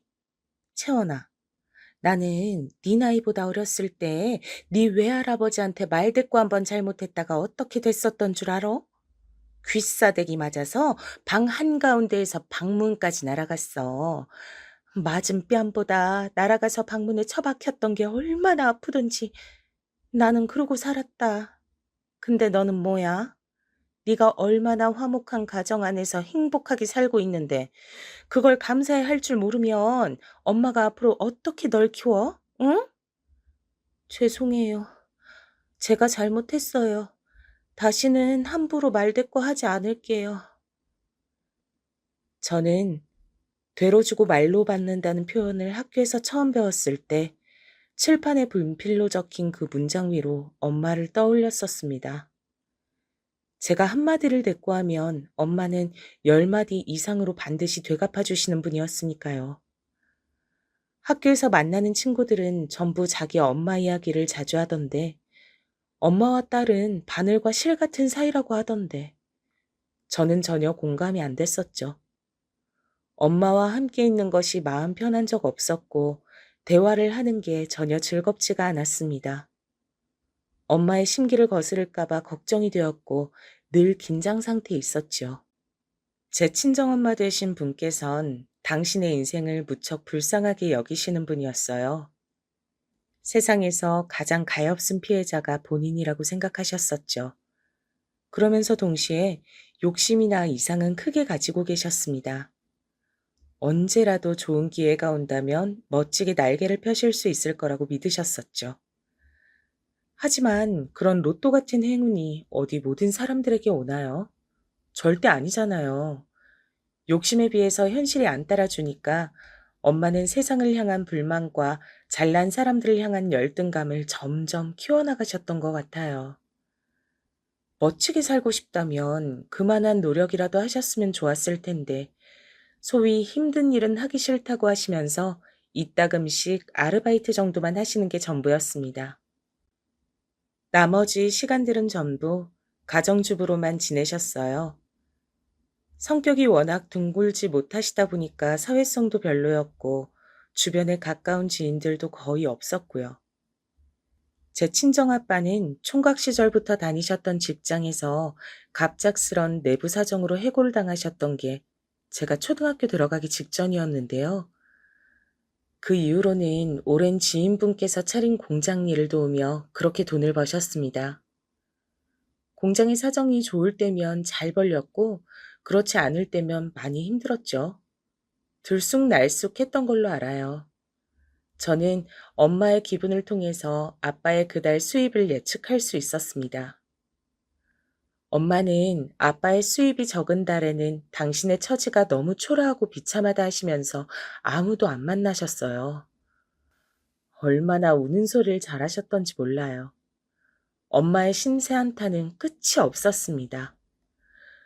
저는 그럼 엄마 아래에서 점차 머리가 커질 때마다 심리적인 부담도 함께 커져갔어요. 엄마를 힘들게 만들면 큰일 난다는 강박에 시달렸고, 그렇게 자란 제가 활발해봤자 얼마나 활발했겠나요? 가뜩이나 사춘기가 시작되고 있었던 터라 중학교에 들어가자마자 겪은 억울한 모함과 왕따에 더욱 크게 마음의 상처를 받아서 점점 안으로 숨어 들어갔던 거예요. 집에다간 차마 말도 못하겠고, 잘난 것 하나 없는 딸이라서 원체 죄스러운데 학교 문제라는 고충까지 안겨드리면 엄마께 그건 정말 못할 불효를 저지르는 것만 같았거든요. 게다가 친정 부모님은 그 당시에 사이가 무척 안 좋아지기 시작했던 때기도 했고요. 아빠는 당신 나름의 최선을 항상 다해 오셨으나 엄마에게 맹목적인 비난과 힐난만 듣게 되시는 것이 반복되자 그 자존심에 큰 상처를 입으셨죠. 돈을 더 많이 버시려고 능력 좋은 남자가 되어 보시려고 그렇게 무리를 하시다 보니까 돈을 끌어모아서 벌이셨던 투자가 실패로 돌아왔을 때 그 여파가 엄청났습니다. 잘해보려고 그러셨던 것이지만 엄마는 또 결과 하나만 보고서 아빠를 욕하셨죠. 죽일 듯이 비난을 하셨어요, 당시에. 엄마가 아빠를 향해 어떤 말씀까지 하셨던 줄 아시나요? 차라리 도로에 나가서 차에 치여서 죽어. 그러면 당신같이 무능하고 멍청한 남자도 자기 처자식한테 사망보험금이나마 안겨줄 수 있지 않겠어? 보람있게 세상 떠나란 말이야. 그 발언은 몰래 두 분의 언쟁을 듣고 있던 저에게도 끔찍한 충격을 안겨주었습니다. 엄만 거기서 그치지 않고 능력 없는 놈은 집안에 들어올 자격도 없다고 하시면서 현관문을 걸어 잠그기까지 하셨어요. 그래서 아빠는 한동안 집에 안 돌아오셨고 일하시던 공장에서 숙식까지 해결하셨었죠. 엄마가 당시에 아빠 욕을 얼마나 많이 하셨던 줄 모릅니다. 당신의 처지를 동화 선녀와 나무꾼에 비유하기도 하셨었죠. 본인은 선녀인데 무식한 나무꾼한테 잘못 걸려서 자식 새끼를 낳아버리는 바람에 선계로 못 올라간 채 계속 이러고 사시는 거라고 하셨습니다. 엄마의 발목을 잡았다는 그 자식 새끼가 다름 아닌 저였으니 그런 얘기를 들을 때면 숨이 턱턱 막혀왔어요. 이런 분께 제가 어떻게 학교 생활을 전할 수 있었겠나요? 신세 한탄밖에 하실 수 없는 엄마가 미웠고 이도저도 아닌 아빠 또한 괜스레 원망스러웠습니다. 그러다가 제가 중학교 졸업을 앞두고 그런 큰일을 겪었던 건데요. 제가 결국 받게 되었던 1,000만 원, 그 돈 제가 행방을 몰랐습니다. 이게 무슨 얘기냐고요? 그 돈을 제 친정 엄마 되신 분께서 그냥 꿀꺽 해버리셨거든요. 고등학교 다닐 때 학교에서 행사가 있어서 참가비가 필요했고 계절이 바뀔 때 새로운 외투 한두 벌은 장만을 해야 했고 문제집을 과목별로 사야 했는데 그때마다 엄마는 돈 없다며 한숨을 내쉬셨어요. 전 당연히 의아했죠. 1,000만 원은 어쩌고 제 앞에서 돈이 없다고 하시는지 의문이었으니까요. 제가 집단적으로 안 좋은 일을 중학교 때 겪은 걸 아시고 아빤 무심했던 지난날을 반성한다고 하시며 집에 완전히 돌아오셨었는데요. 하지만 집엔 엄마가 떡하니 버티고 계셨으므로 저에 대해 많이 관여를 하진 못하셨어요. 아무래도 딸과 계속 함께 지내온 엄마를 제쳐두고 아빠가 그 사이에 끼어드는 그림이 스스로 민망하다고 생각하셨던 듯 합니다. 그래서 아빠도 1,000만 원의 행방은 모르셨고요. 엄마께서 어련히 잘 간수를 하고 있겠거니 그렇게 여기셨던 거죠. 하지만 1,000만 원의 행방은 제 대학 진학 이야기가 나오면서 드러났습니다. 대학을 가려면 성적도 따라야 하지만 일단 돈이 있어야 하잖아요. 저는 중학교 시절에 비하면 그야말로 천국 같은 고등학교 생활에 감사하며 소중한 시간들을 헛되이 보내고 싶지 않다는 생각으로 공부를 정말 열심히 했거든요. 기초가 부족해서 혼자 열심히 하는 것엔 한계가 있었으나 그래도 어떻게든 붙잡고 매달렸어요. 좋은 대학에 가면 분명히 부모님도 기뻐하실 테니까요. 못난 자식이 그렇게라도 효도하고 싶었죠. 그래서 저는 제법 괜찮은 대학들에 지원해 볼 성적 수준까지 도달했는데요. 그런 곳들은 대개 학비가 많이 들었습니다. 하지만 그 1,000만 원이 있으니까 일단 등록금부터 해서 대학 첫 단추는 무리 없이 끼울 수 있을 거라고 믿었던 거예요. 학교 선생님과 상담한 것을 토대로 지원 대학 목록을 작성한 저는 그걸 엄마께 보여드리며 대략적인 금액 얘기도 꺼냈었어요. 그러자 엄마께서는 그 종이를 팍 치워버리시더니 이렇게 말씀하셨죠. 내가 아주 유용하게 잘 썼으니까 아깝단 생각은 할 필요 없어. 아무튼 넌 그 돈 믿고서 대학 갈 생각을 했다면 계획을 다시 짜놓는 게 좋을 거야. 알았어? 어렸을 때부터 친정 엄마의 그 어떤 고압적인 태도 앞에서도, 말도 안 되는 억지스러운 잔소리 앞에서도, 그리고 중학교 때 극심한 따돌림을 당하면서도 저는 제 몸이 덜덜 떨린 만큼 미칠 듯한 분노를 느껴본 적이 없었습니다. 그래서 그 순간에 제 스스로가 낯설더라고요. 심장이 엄청 빨리 뛰는데 반면에 머리는 차가워지고 손이 막 떨리는 이상한 감각이었어요. 그리고 저는 저도 모르게 외쳐버렸죠. 엄마, 어떻게 그러실 수가 있어요? 그 돈이 어떤 돈인데요? 시궁창으로 처박힌 제 3년의 대가가 바로 그 돈이에요. 그 돈. 그냥 1,000만 원 아니에요. 제가 죽을 만큼 힘들었던 거 견뎌내고 간신히 죽지 않고 버텨냈던 값이란 말이에요. 그런데 그 돈을 써버리셨다고요? 저한테 상의도 없이요? 왜요? 대체 엄마가 뭔데 마음대로 해요? 너 내 딸 맞니?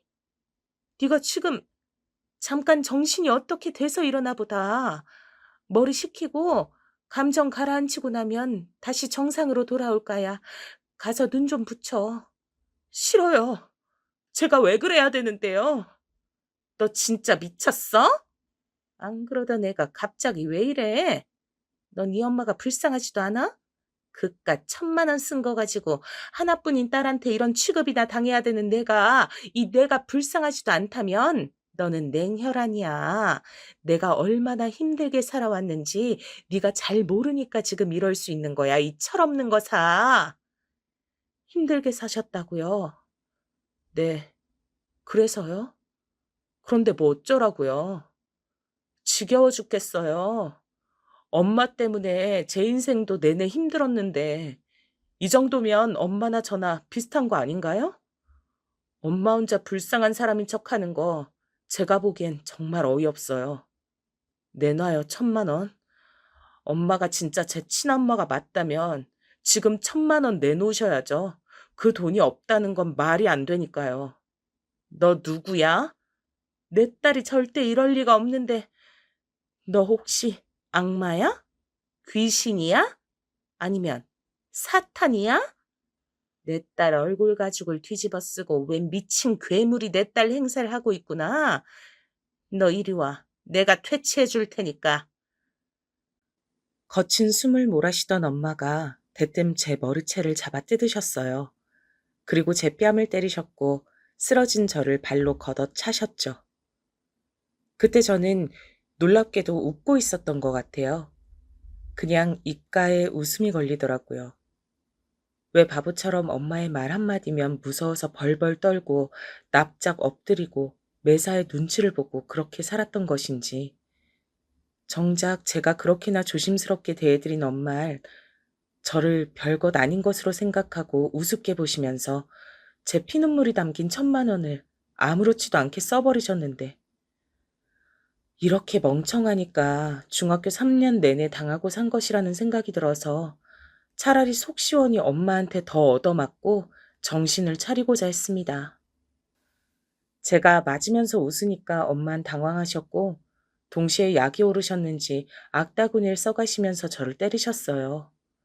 손에 잡히는 걸 죄다 저한테 던지시더라고요. 그리고 귀가하신 아빠가 이런 광경을 보고야 마셨습니다. 이게 다 뭐야? 무슨 짓이야, 당신? 지금 딸한테 뭐 하는 거야? 미쳤어? 정신 나갔어? 어떻게 엄마란 사람이 자기 딸한테 이럴 수가 있어? 이거놔. 이게 다 따지고 보면 무능력한 당신 때문이야. 당신이란 작자가 능력만 좋았어도 내가 지금 이러고 살진 않았어.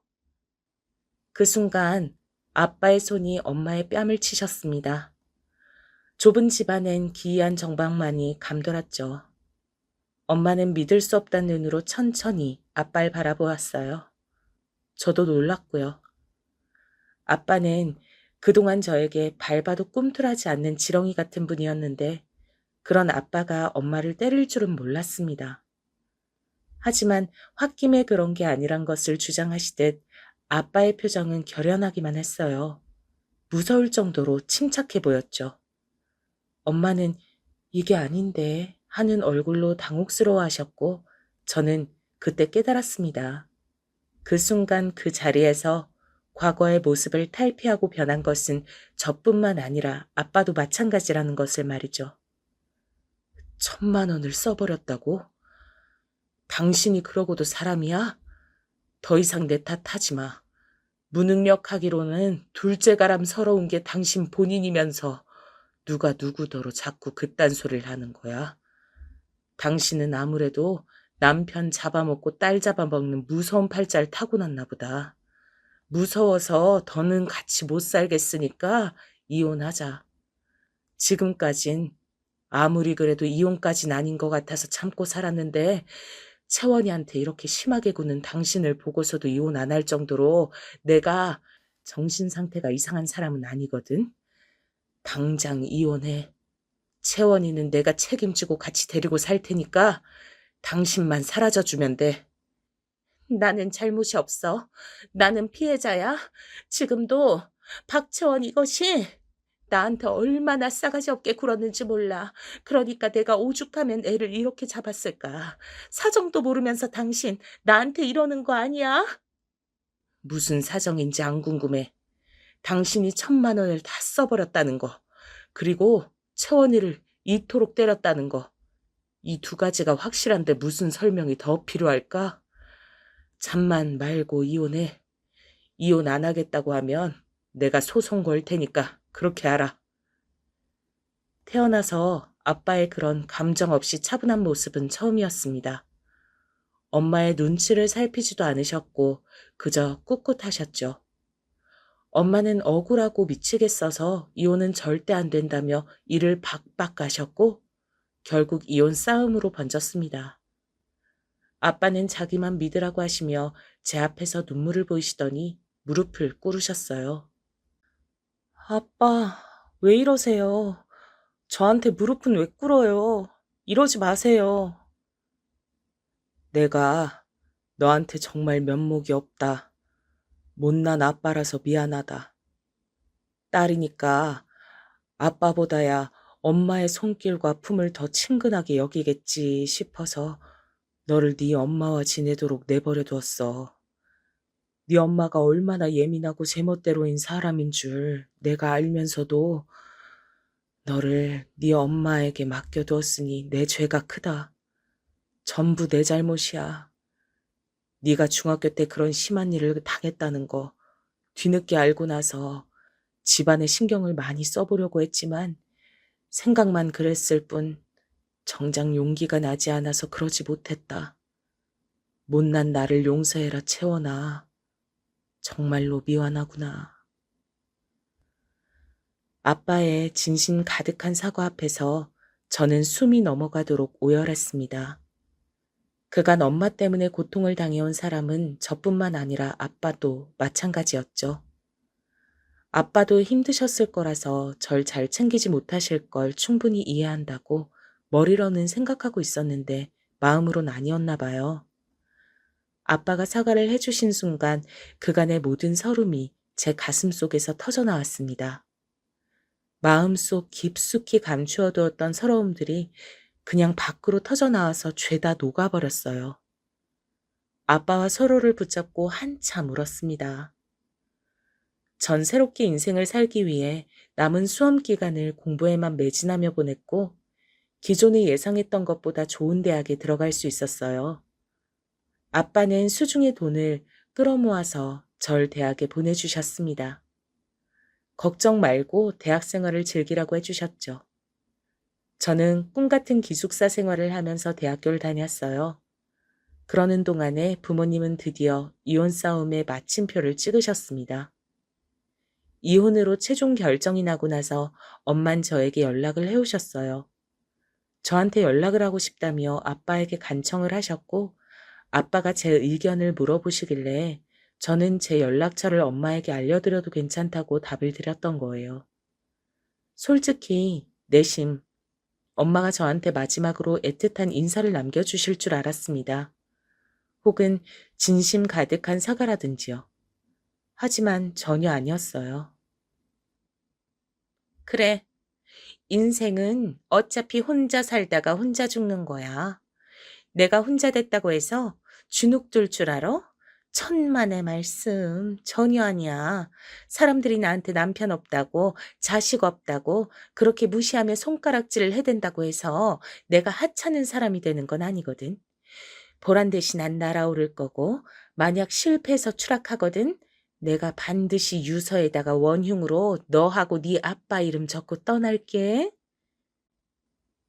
대체 어떻게 하면 이혼하고 나서 자기 딸한테 남기는 마지막 인사가 그런 내용일 수 있었는지 저는 기가 막혔습니다.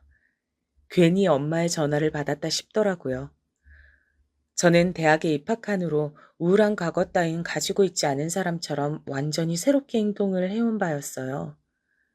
기존에 저를 아는 사람이 아무도 없다고 생각하니까 이루 말할 수 없을 정도로 자유로워진 기분이었거든요. 시간이 갈수록 새로워진 제 자신에게도 이제 익숙해져 갔고요. 하지만 강인해졌단 건 순전히 저의 착각이었는지 엄마와의 통화 이후로 충격에 빠진 전 3일이나 시름시름 앓았습니다. 다른 사람들의 입에서 엄마라는 소리만 나와도 심장이 철렁 내려앉았었어요. 이토록 나약한 제 자신이 너무나 싫었습니다. 남들은 아무렇지 않게 다들 잘 사는 것 같은데 왜 저만 이러고 사는지 스스로 부끄러웠죠. 애써 괜찮은 척을 하면서 더 활발하게 살려고 했어요. 그렇게 애를 쓰다 보니까 여러 활동에도 발을 걸치게 됐었는데 그중 하나가 바로 독서 토론 모임이었습니다. 책을 읽고 나서 의견을 교환하는 모임은 제가 제 생각을 조리 있게 전달하는 연습의 장이 되어주기도 했었죠. 그리고 거기서 만난 남자가 있었어요. 전공이 전 완전히 달랐고 나이는 저보다 3살이 많았습니다. 잘 웃는 얼굴이어서 자꾸 시선이 갔었죠. 책에서 본 내용인데 사람은 자기한테 없는 것을 가진 사람에게 관심을 갖게 된다고 하더라고요. 제가 그런 것 같았습니다. 얼굴에 그늘이 없는 그 남자가 신기했어요. 저도 모르게 자꾸 쳐다봤으니 그 남자도 제가 자기에게 호감이 있다는 걸 알았을 겁니다. 하지만 뒤늦게 알게 된 사실은 그 남자가 자기하고 같은 과의 어떤 여자와 커플이라는 것이었죠. 그 과 사람들은 다 알 정도로 유명한 커플이라고 했어요. 임자가 있는 사람이란 걸 알고 전 마음을 접었죠. 그때서야 제가 그 남자를 계속 좋아했다는 사실도 제대로 알게 됐고요. 뭐든지 느리고 굼뜬 제가 바보 같았습니다. 그래서 단호하게 모임을 그만뒀고 졸업시험에 매진했어요. 그 다음엔 취업 준비에 몰두했고요. 나쁘지 않은 직장을 잡을 수 있었습니다. 첫 월급을 탔을 때 그걸로 옷을 사드렸더니 아빠는 감격해서 어쩔 줄 몰라 하시더라고요. 저는 그때 나도 드디어 어른이 됐나 보다 이렇게 생각했습니다.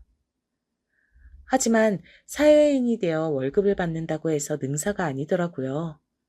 마음이 허전했어요. 컨디션이 안 좋을 때면 중학교 때로 돌아가 친구들에게 따돌림을 당한 뒤 엄마에게 혼나는 꿈을 꾸곤 했습니다. 그 누구에게도 저의 이런 모습을 털어놓진 못했죠. 기껏 어렵게 사귄 친구들이 제 마음속의 어둠을 보고 나면 저한테 실망할까봐 티도 못 냈습니다. 그렇기 때문에 마치 운명처럼 느껴졌던 인연에게 제 속내를 털어놓게 되자 속절없이 이끌려서 결혼까지 해버렸던 것이겠죠. 그 인연의 이름은 바로 재회였습니다. 대학 시절 졸업 전에 들었던 독서 토론 모임의 그 남자였어요.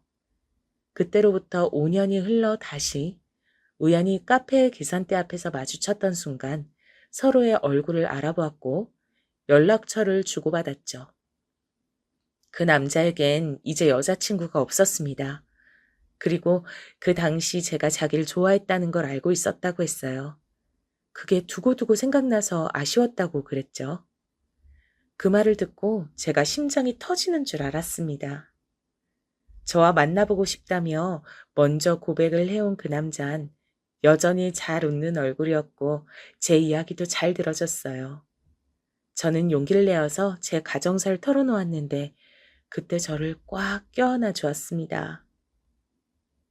그런 일들이 있었구나. 정말 많이 힘들었겠다. 그 심정이 얼마나 서러웠을지 가늠도 안 돼. 네 자신을 나약하고 못났다고 깎아내리지 마. 누구라도 그런 과거를 겪었다면 아직 힘들어하고 있는 게 당연한 거야. 저의 나약한 면모를 따스하게 포용해주는 그 남자가 좋았어요. 단숨에 홀려들었고 의지하게 되었죠. 그렇게 저는 금세 남편과 결혼까지 생각하게 됐던 겁니다. 시댁은 먼 시골이었어요. 하도 깡촌 시골이라서 남편은 고등학교 때부터 서울에 있는 이모님 댁에서 지냈다고 합니다. 대학도 서울로 진학을 하게 되면서 계속 서울에서 쭉 살았고요. 남편은 집에서 늦둥이였고 위로 둘 있는 형들은 아주 오래전에 일찍 장가들을 갔습니다. 지방에서 다들 지내셔서 그런지 결혼들을 일찍 하셨더라고요. 그래서 이미 남편의 조카들 중에 큰애가 수험생이었어요. 그리고 시부모님께선 나이가 지긋하게 드셨는데도 여전히 농사일을 하시며 순박하고 조용하게 사시는 분들이었습니다. 저에게 일절 아무것도 요구하실 생각이 없다고 하셨죠. 멀리서 농사나 짓고 있을 테니 저희 부부는 도시에서 알콩달콩 잘 살기만 하라고 하셨어요. 다만 명절이라든지 두 분의 생신 같은 때만 시댁에 찾아와 달라는 것이 유일한 당부셨습니다. 이렇게나 쉽게 허락을 하시다니 저는 어안이 벙벙했을 정도였네요. 그리고 친정아빤 제가 결혼을 하겠다고 하니까 놀라시며 섭섭해 하시더니 제가 좋다고 하면 말릴 엄두가 안 난다는 말씀으로 금세 허락을 해주셨습니다. 그러면서 남편에게 딱 한 가지 당부를 남기셨어요. 내 딸 채원이 자네도 알겠지만 못난 아빠를 잘못 만나는 바람에 속에 상처가 많은 아이일세. 다른 건 몰라도 채원이한테 상처만 주지 말게. 사람한테 받은 상처로 괴로웠던 아이니까 절대 그렇게 상처만 주지 말아줘. 내가 부탁함세. 채원이를 배신하지 않고 옆에서 든든하게만 있어준다면 내가 아무것도 바랄 것이 없어. 여부가 있겠습니까? 반드시 상처 주는 일 없이 아주 든든한 배우자가 되어서 살겠습니다. 믿어주십시오. 남편은 호언장담을 했고 그렇게 친정 아빠의 결혼 허락마저 받아낼 수 있었습니다. 만난 지 딱 1년이 되던 때에 결혼식을 올렸죠. 식장을 예약하고 이것저것 준비하는 것에 4개월 정도가 걸렸으니까 저희는 연애 8개월 만에 결혼하기로 했다는 얘기가 되네요. 객관적으로 긴 기간은 아니지만 저희는 짧은 기간도 아니라고 생각했어요. 저희에겐 과거가 존재했기 때문입니다. 남편을 짝사랑하며 설렜던 저의 과거가 어느덧 결실을 맺어 결혼까지 하게 됐다는 사실이 절 행복하게 만들었어요. 저는 결혼 생활의 싱패한 가정을 지켜본 장본인이었으므로 반드시 남편과 행복하게 살아가고자 하는 의욕이 강했습니다. 남편을 위해 최고의 아내가 되려고 안 해봤던 게 없는 것 같네요. 새벽같이 일어나서 아침밥을 준비하며 남편의 간식 보따리를 쌌고요. 그건 남편이 회사에 가서 동료들에게 늘 자랑하는 요소가 되었습니다. 동료들에게 수제 간식을 자랑할 때마다 어깨에 힘이 들어간다고 남편이 말을 할 때 저는 내일은 더 잘해야지 하고 다짐하며 알람을 더 일찍 맞췄었죠. 남편이 자기 집에 안부를 잘 안 전하니까 제가 대신 열과 성을 다했습니다.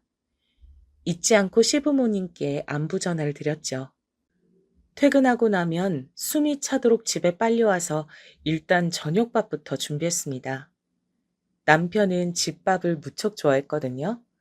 그간 자취하면서 어떻게 살았는지 의문일 정도로 집에서 해먹는 밥을 좋아했습니다.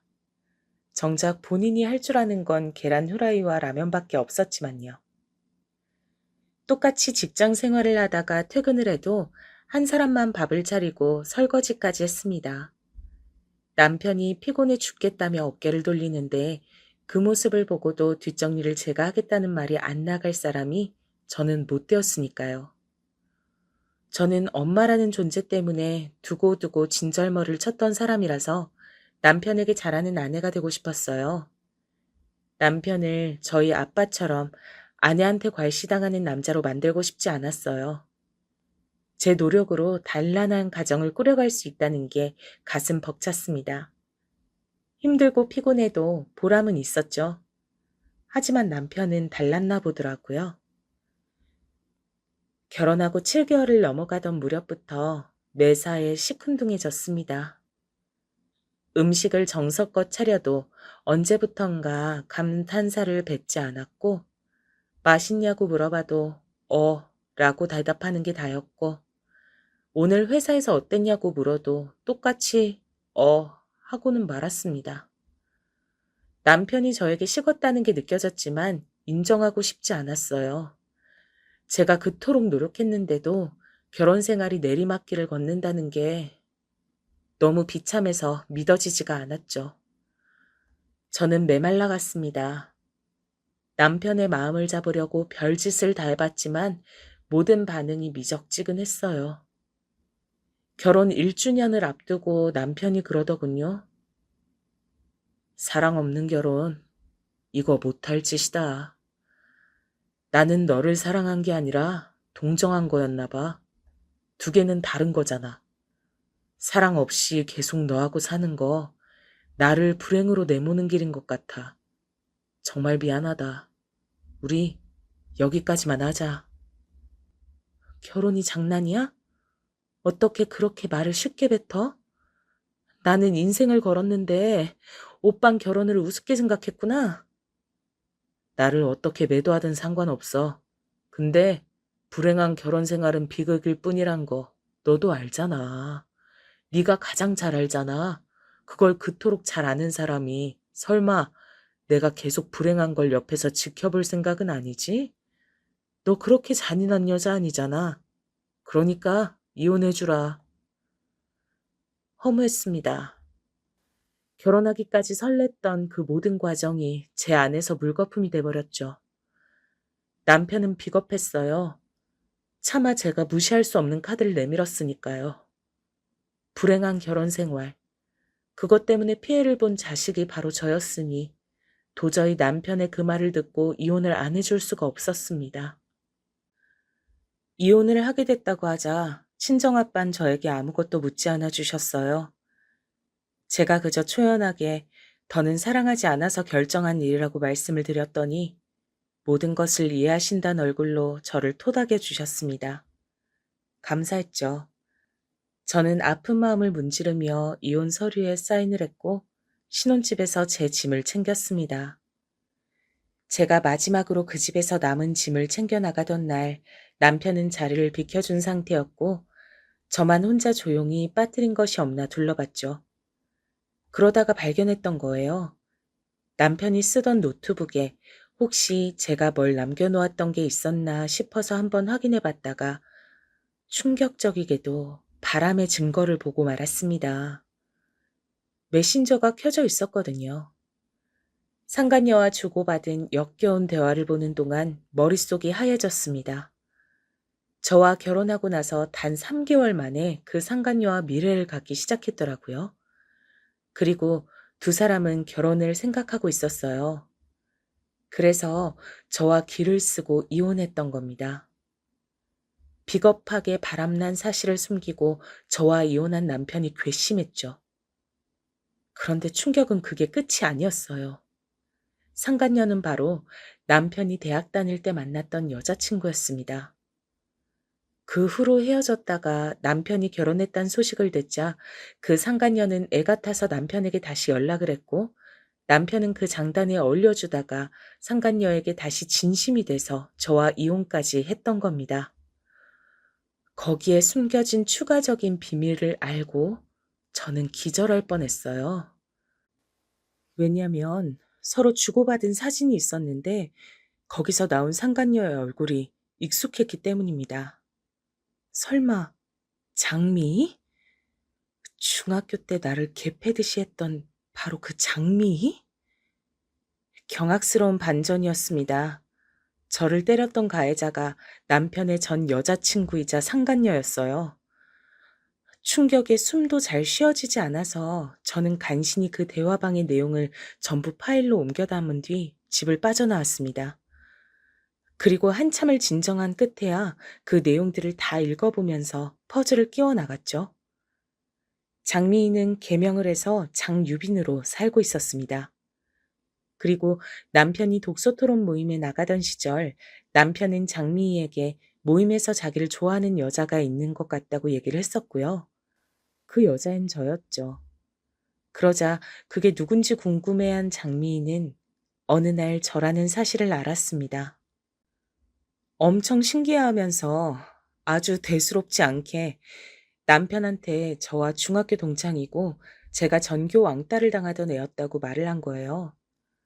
둘은 헤어졌었고 저와 남편은 시간이 흘러 우연히 마주쳤었는데 그때 남편은 장미희에게 들었던 얘기가 생각나서 저에게 호기심을 가졌었습니다. 그러다가 저와 결혼까지 갔고요. 남편이 저랑 결혼한 걸 알게 된 장미희는 남편에게 접근했죠. 저 같은 애랑 왜 사냐고 하면서 걔 엄마가 완전히 정신병자라서 걔가 기구하게 살았는데 그 정신병력을 물려받을 수도 있다. 아기라도 생기면 어떡할 거냐. 불행하게 자란 애가 어떻게 자식을 잘 키우겠냐. 이런 말들을 꾸준히 했더군요.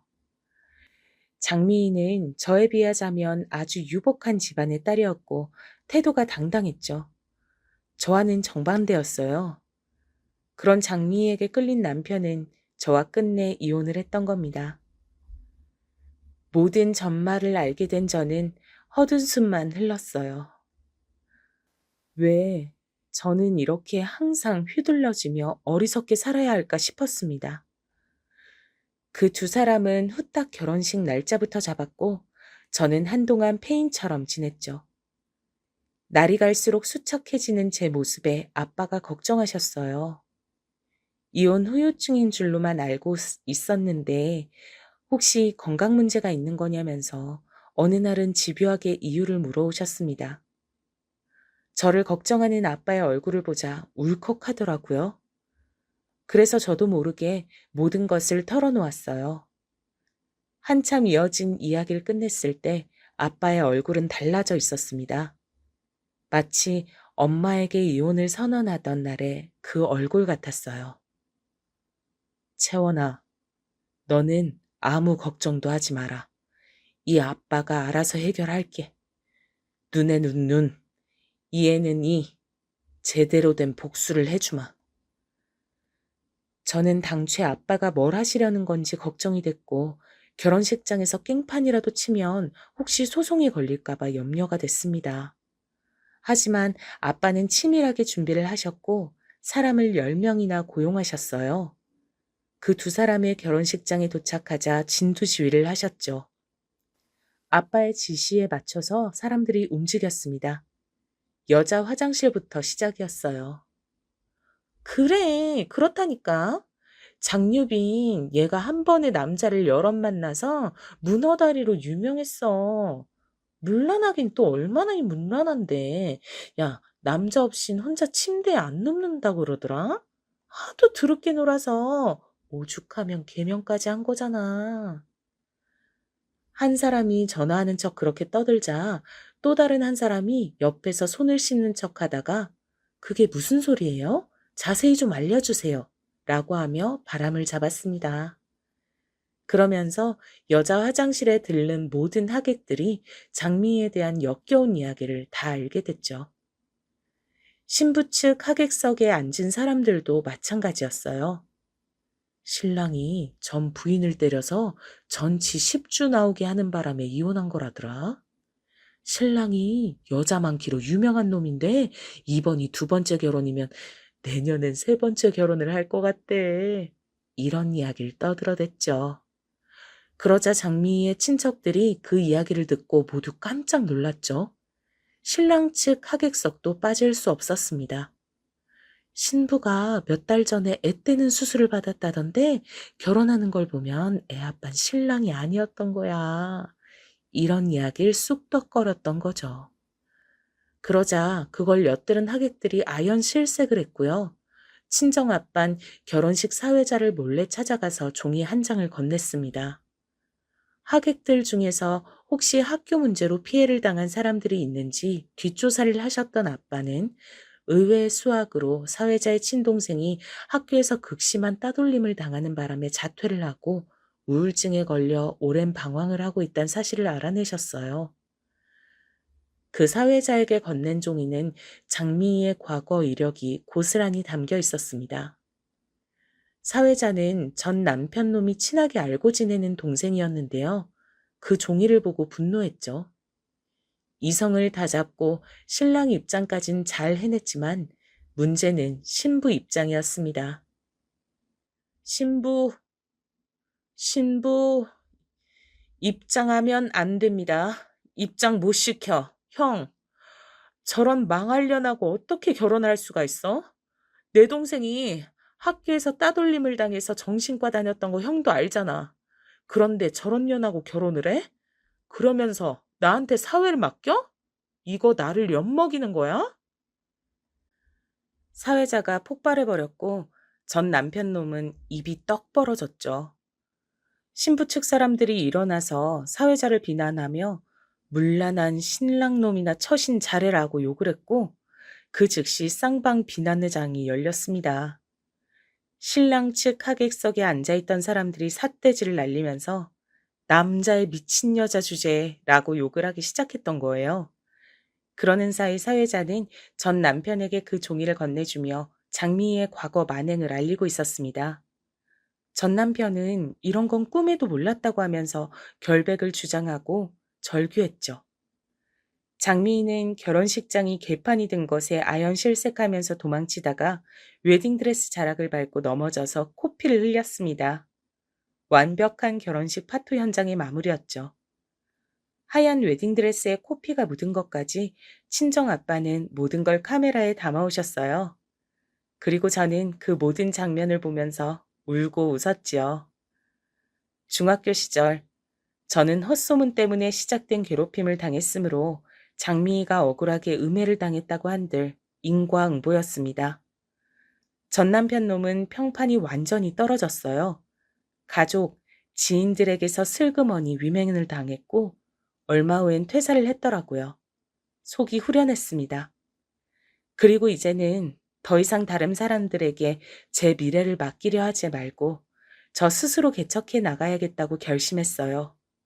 저를 지켜봐 주시는 아빠를 위해서라도 멋지게 남은 인생 살아보겠노라고 저 스스로에게 다짐했습니다.